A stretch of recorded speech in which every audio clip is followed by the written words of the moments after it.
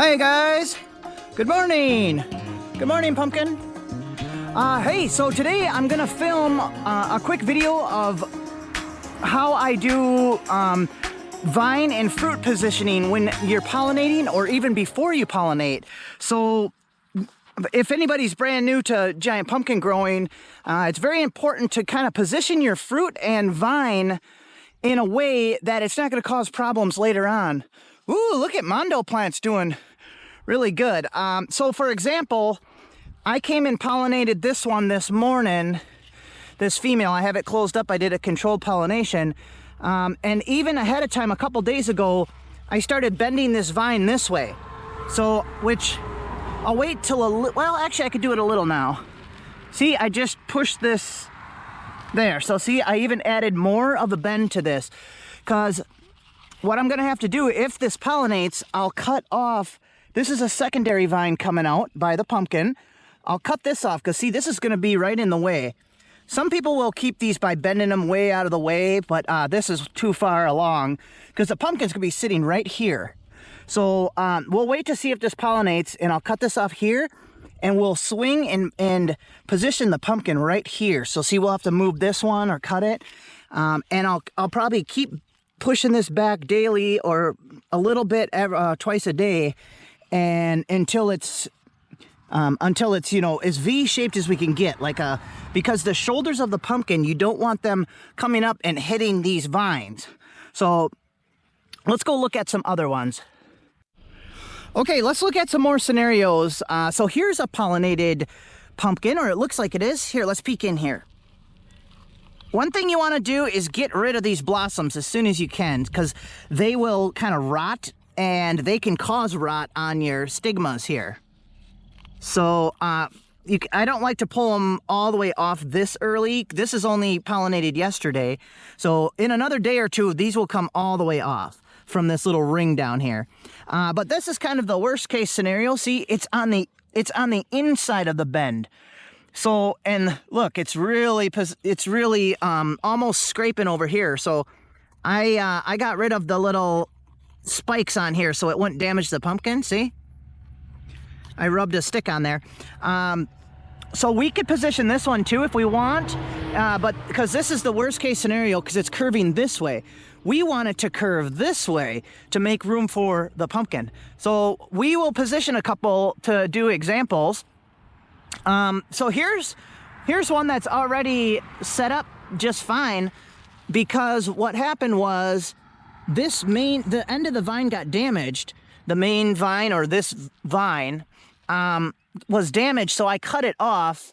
I can see I'm gonna have to put some powdered fungicide to dry this off so it doesn't start rotting, because it looks a little brown and I don't like that. So I should clean that up and put some powdered fungicide on here to dry this up so it heals. But in this case, by cutting the vine off right here, the secondary is going off this way. So look, it already made the perfect shape for the fruit position.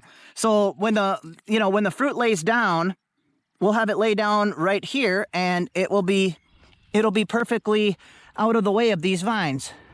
So that's another scenario, but yeah, I have to treat that and dry that up so that doesn't rot. Okay, let's look at some more. So if you guys are new to this channel, this is like my commercial experiment patch where I'm kind of letting plants go a little bit wild, and I'm letting them grow a bunch of pumpkins on them, and I'm going to try to sell them at the end of the year. So it's kind of like a little fun experiment that I always wanted to do, is have a whole bunch of pumpkins. But a plant like this plant's getting huge. We might try to grow a competitive giant on this plant and see if we can beat my personal best or whatever. Have a big one to bring to the weigh-offs. Okay, here's the biggest one in the patch so far. So you can see it's probably like a week old, and it only has, that's actually not even that good of a positioning, but you can see it has a slight curve this way right here. So it would have been better if I positioned it better, but now I'm gonna start swinging the pumpkin out. Every day I'll slowly move the pumpkin out till it's sitting right here. And then see, it'll have some space because of the shape of the vine. You know, eventually I might have to cut some of, you know, these leaves out or something, but this is gonna slowly get moved until it's straight out here. So, and these are the little pads that I'm setting up for now for all of them. So I'm doing like this is like a flooring foam and then a layer of sand. Okay, let's look around some more. There's a lot more females. Let's see, is that a female? Uh-oh. Well, we'll see what happens there. So see, here's a little guy that's just pollinated. It was kind of laying in the mud yesterday, so I gotta clean it off. I don't want to scratch it. Any little scratches can, will, you know, show up majorly once it's grown, you know. So, yep, so this has got somewhat of a curve, so I could even, actually, let's do it right now. Let me move my sticks. Yeah, I know I have weeds. They are my friends. Oh, here's another one that, that one will probably have to break off. So see, I can pick up this vine and give it a little more bend. See how we're moving it? We won't do a lot at a time, especially this time of day. It's still the morning, so you actually would, when you're bending and moving vines, do it in the heat of the day, the hottest part of the day. So, you know, whatever it is, noon to 3 p.m., and in the hot sun, the hotter the vines are, the more bendy they are. Think of a stick of celery. If you have a cold, fresh stick of celery from the fridge, boop, it'll snap. But if you leave it out in the sun for a couple hours, by noon, you know, it's gonna be like this, boing. So, okay. Wow, there's a lot of bugs flying around in my face. Okay, let's go and set one of these pumpkins up quick. There's one here too. That one's pollinated also. That would be an easy one to set up. The plants are kind of merging. Oh, here, this is one I was going to show you.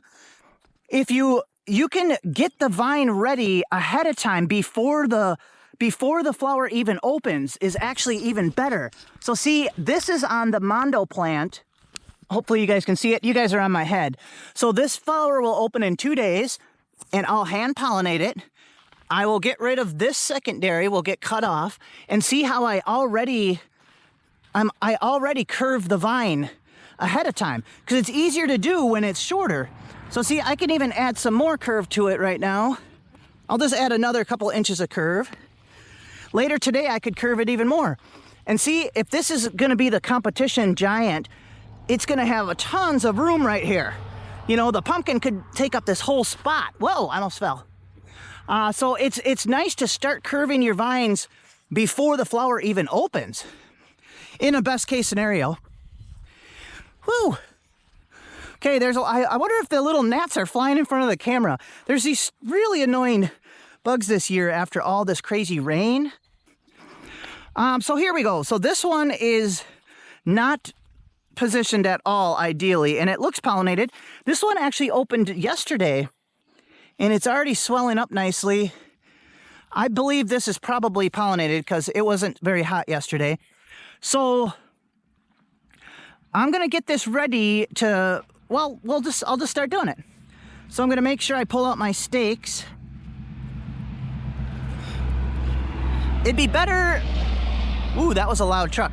It would honestly be better if I waited till a little later to do this. Because I could end up breaking something. Let me see how boingy it is here. Okay, just a quick voiceover. I forgot to add that if there's any taproots tapping into the ground, you got to make sure you detach them, or either pull them up or cut them so you can easily move the vine around, because there could be roots at each one of them nodes. So what you want to do is just move them real slow. Even let it rest for a few minutes. So like, let's say if you do a bend like this, you can kind of let it rest for a couple minutes, especially in the heat of the day. Make some movements and then wait a couple minutes or even 15 minutes and it'll kind of like settle, it'll rest, you know, and then you could come in and make a bigger movement. So let's go ahead and get this one ready. I'll just make the bigger movement later today. Okay, so we're gonna have to cut off this secondary right here, And I'll just get rid of this leaf because this leaf's going to be in the way. If you really want to get fussy, sterilize your blade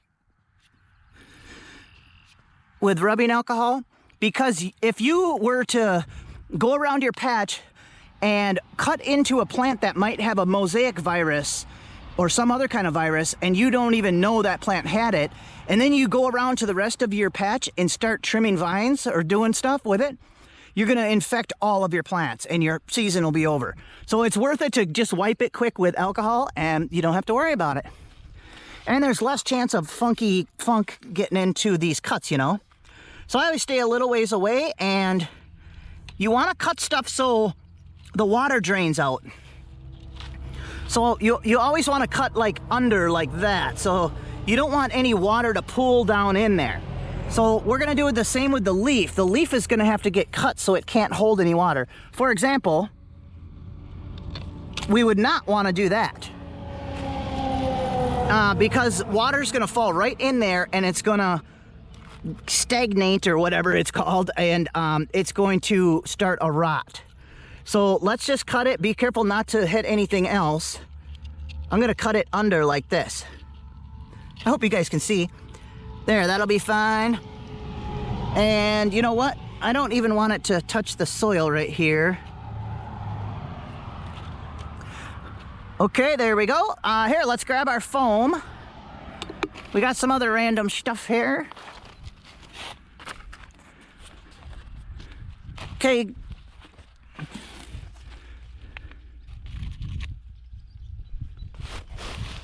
Okay. So there we go. And because we're going to have this pumpkin will move and be straight here. So all we want to do is get this into more of a V shape right here. This right here. And then, like I said, when the pumpkin gets enough weight to it, we slowly, incrementally move it over like this. Just move it a ½ inch a day and it'll move over. Okay, let's add a little more bend to this.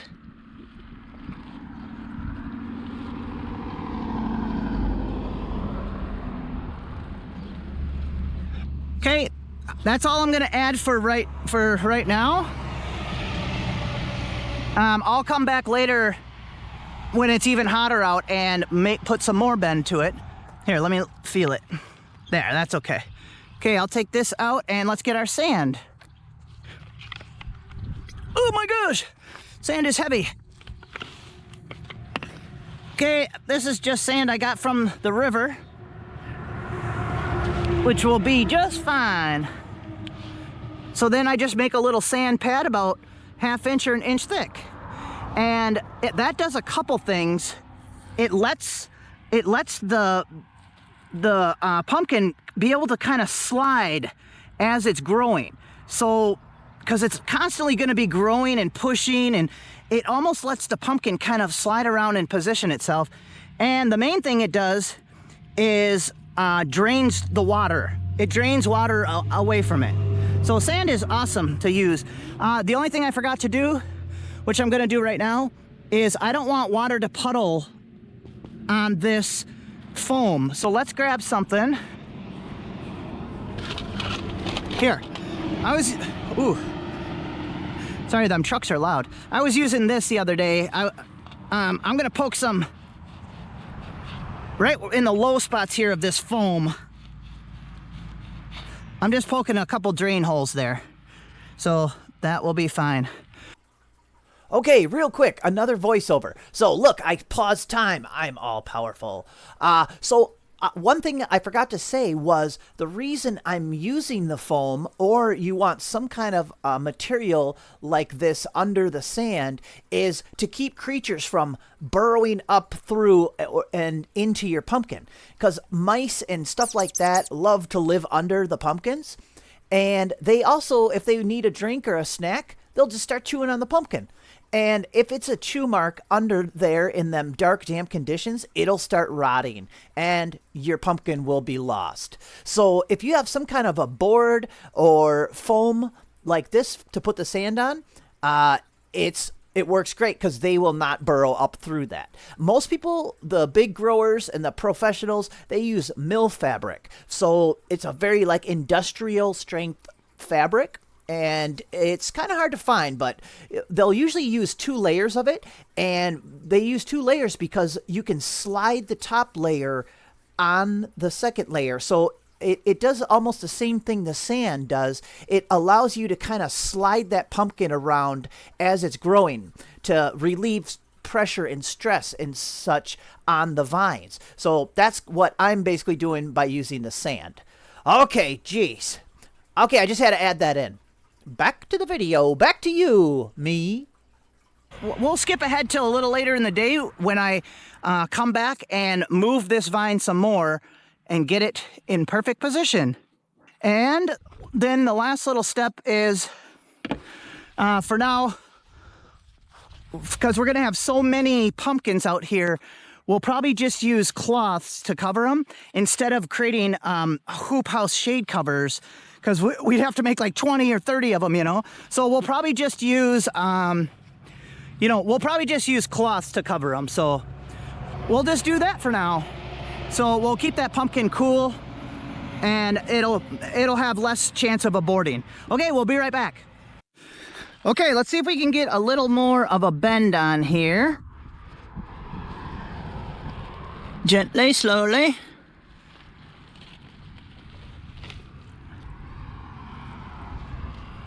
And these pumpkins aren't, like, this is not going to be a competition humongous pumpkin, so we don't have to get a crazy, bend on this, but we're trying to get a bit of a bend.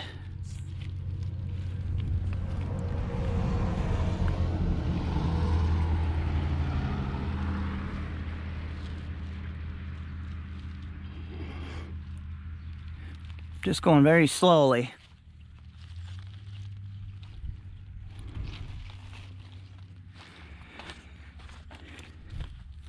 Another thing you can do too is if you want to try to keep your bend going from kind of popping back. So the main part we don't want to put stress on is like, right here. So see, I can kind of put, like, support it right here and, push a little more here. There, actually we got more bend now.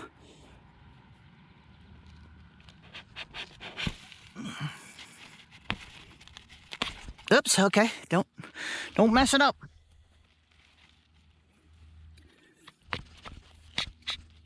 Okay, now we could, well, that's okay. So I could slide the foam out a little more, but that will be fine for now. And I guess another thing I'll do, if this does pollinate and start growing, I'll take my shovel and shave this off here so this is flat. Because see, this kind of goes like this, but we'll see if that starts growing. Okay, and the last thing I wanted to talk to you guys about is, you can use little chunks of the noodle foam to prop vines up like this. Oh my gosh, the noodle guy's here. You juggle those 3 first, and then I'll throw these 2 in. I can't, they're too noodly. Tom got all these he steals them from kids at the pool. And then the kids never tell on them because they sink, right? The children? That's for little kids. Wow, these are cool. So anyway, most of them, I know there's been 3 or 4 that were picked along the road. Yeah, for road treasure. My favorite are, well, actually I like them all, but my favorite are these big orangies. This looks like a big Cheeto. This is a Tom-sized Cheeto. Anyway. Okay, GoPro, stop recording. So see, because what you want to do, I wouldn't have to do this yet, technically, but I could, because I could, as this pumpkin starts growing, I could support it, but let's leave one out for now. There, that'll be fine. So see, I just put it on there and have it ready, because let's go over by the bigger one, and I'll explain why we're doing that. Okay, so the reason why we're raising the vine up is you want to try to keep the stem and the blossom end here horizontal like this. So this is even down a little there. So here, let's move this a little. So you want this to basically stay like this, because if your pumpkin's tipped like this, it'll grow and roll over its own stem, or the other way around. If it's slightly tipped like this, it'll grow and roll over its own blossom. And then it's hard to monitor that and keep it dry. And you don't want it rolling over its own stem. And just for overall shape. So this one's got a little weird shape going, but it'll fill out. Because this is what the my last year one looked like too. So I'm gonna attempt to keep this perfectly horizontal until it starts to get 100 or 200 pounds, and then it'll have a flat spot, and it'll try to stay like that, and it'll be a way prettier shape, and you'll have less issues. So here, I'll move this one a little. So as the pumpkin gets bigger, you have to raise the vine up more and more. So right now the vine's a little too high, because see, now it's sloping down. But literally by tomorrow, that's gonna be up, because it's gonna grow up like this. So that will be perfectly fine when it's still this small. So that's why we're using the pool noodles. So, oh my gosh, it's so hot. Maybe it's because I'm talking so much and not breathing. Yeah, so there's, wow. Wow, this plant's kind of crazy. I don't know what to do with this plant. If I should try a competition. Should I try to grow a big giant one on this one, guys? We got lots of little ones for the commercial. We got more over there. There's pumpkins all over, so hey, we might as well go look at the rest of them quick. Okay, yeah, that's a good setup for now. Usually I would have waited another day or two to make sure this pollinated before I did this, but this was a good spot to show for the video. Okay, let's go peek at a couple more. Oh man. This one looks pollinated. Here, let me look. Let me rip these off. One way you can tell, by day 2, this is only 1 day after pollination. By day 2 after pollination, if these lobes start cracking, you'll see all kinds of little cracks in there. Wait, am I recording? Okay, yeah, I'm recording. I'm like, oh no, am I just talking to nobody? Yeah, if you start to see little cracks in here, that actually is a clue that it successfully pollinated. I'll try to show you on a different one. Let's look at this one. This one's, oh yeah. This one's too far gone to see the cracks, but we'll find a different one. See, we got a nice position on this one. So now this pumpkin just has to swing out here. See? Boink. But it needs to get some weight to it. Or I guess I could put little pieces of noodle in there and start moving it over. Whatever. Okay, this one just opened this morning. Here, here's one. Ooh, yeah. This is a 2 days old. And look at how big it is already. So this is super pollinated. Like, this thing's just cruising. And look. Can you guys see? Let me see if you're pointed. Look at all the cracks in the lobes. See all these cracks? Yeah, on the second day, if you see all these crazy cracks happening inside the lobes there, the stigma, that is a sign of successful pollination. That's definitely pollinated. And see, we got the nice curve, or at least gentle. You'll see the real big competitive guys that grow 2,000 pounders, you know, they want as much room as possible, so they'll try to get a V like this, you know, or a S curve. Any more? Let's see, there's one down here. Oh, this plant finally has got a female. This is kind of another little, a little runt plant. Okay, we got one here too. My shade cover. Hey, wow, yeah, that grew a lot since yesterday. Awesome, so see, we got a slight V. This one could definitely get moved over more. So later today, I will swing this over like this, so it's more of a V shaped right here, and it's good to go. And then we're gonna keep them covered from the sun, because you don't want them to get too hot, they can abort, and you don't want them to get scorched by the sun and all that stuff that you guys probably already know. Let's cover this one back up. Wow, this one's got really good shape. All right, that was cool. I cut apart one of my old t-shirts. That's why it looks so grubby. But I cut up a bigger sheet here, so that'll be fine. All right, I don't know. I hope this one's actually gonna pollinate after I set that up, but not a big deal. It was worth it for the tutorial anyway. If anybody didn't know how to do stuff like that. All right, we'll let you guys go. We'll see you on the next one. Hit like and subscribe to watch what happens to all these giants and see what we end up with at the end of the year. Bye. Goodbye. GoPro, stop recording.